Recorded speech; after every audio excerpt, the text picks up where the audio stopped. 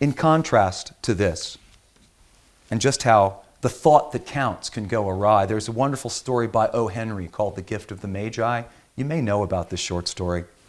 A young couple, poor but devoted to each other, agonize over what to get each other for Christmas because they're broke. The man knows that the woman's pride and joy is her lustrous hair. He resolves to buy 2 beautiful and expensive combs for it. The woman knows that the man's pride and joy is his pocket watch, an heirloom, and she resolves to buy a fine gold chain for the watch. Come Christmas morning, they exchange these gifts, only to find that the man has sold his pocket watch to buy the combs, and the woman has sold her hair to buy the watch chain.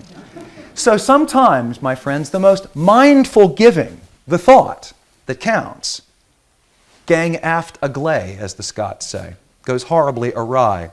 The thought was tragically wrong, but the deed itself, that's where the love is. And though the gifts themselves turned out for those 2 people to be utterly useless, the real and useful and meaningful gift was love. Similarly, when you and I are approached by a beggar in the street, how often have we talked or thought ourselves out of coughing up some change? You know what? Give anyway. You can't control what he'll do with it. You can't know he'll go out and spend it on more wine. So out of love, I have a gift for each of you.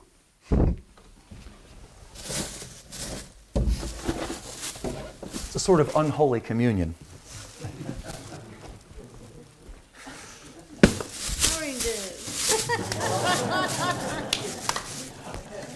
Take one and pass them on. There should be enough for everybody, and what's left over, we'll give to charity. They're from the Riverland, so they have low air miles, and thus a low carbon footprint. I know that matters, Charles.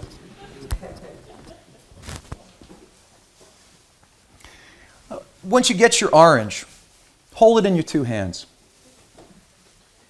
Don't let it go. Don't stick it in your bag. Hold it in your cupped hands.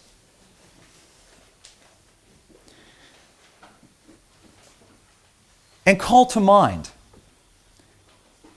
mindful appreciation of him who planted the seed that became the tree that produced the orange, him who watered and grew it, he who picked it, he who packed it, he who sacked it and stacked it on the fruiterer's shelf. Perhaps you might call to mindful appreciation even that which ordered nature in such a way as to produce life-supporting fruit, and the capability in men and women to cultivate and distribute said fruit all over the globe. The poet Elizabeth Bibesco said, "Blessed are those who can give without remembering. Blessed are those who can give without remembering and who can take without forgetting. Blessed are those who can give without remembering and take without forgetting." Hold that fruit in your hands. Lift it. Smell its goodness. Lift it. Isn't it fantastic? Call to mindful appreciation all of the people that brought that orange to you, and it's not just me. Call to mind nature ordered in such a way to produce things that will keep us alive through a dark winter. Thank you. It's a navel.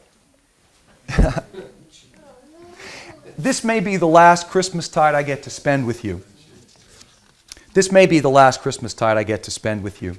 And I don't even know if you like oranges. You may be allergic to them.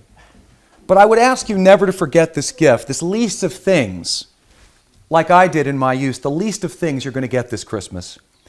But if you look beyond the thing itself, this thing betokens love.